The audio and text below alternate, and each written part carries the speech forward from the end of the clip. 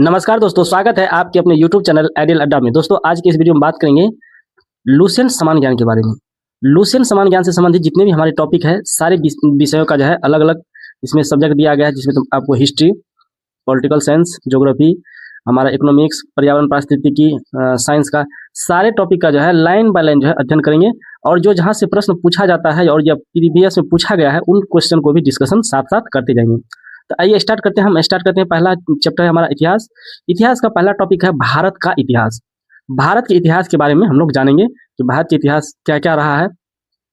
उत्तर में हिमालय से लेकर के, उत्तर में कहाँ से स्टार्ट होता है? उत्तर में हिमालय से लेकर के दक्षिण में समुद्र तक। दक्षिण में समुद्र कहाँ तक है? तो हिंद महासागर, हमारा दक्षिण में जो समुद्र है उस समुद्र का नाम क्या है?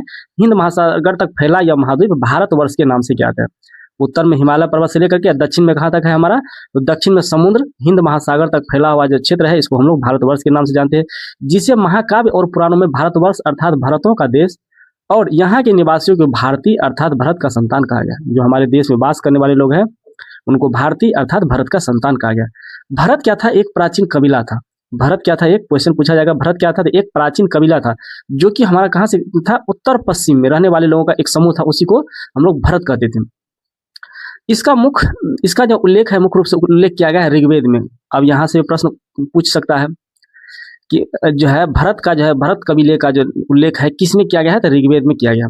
और बाद में इसका प्रयोग देश के लिए होने लगा। पहले तो क्या था? एक कबीला था, और बाद में इसका प्रयोग क्या होने लगा? एक देश के लिए होने लगा। उसी के नाम से हमारे देश का नाम क्या पड़ा?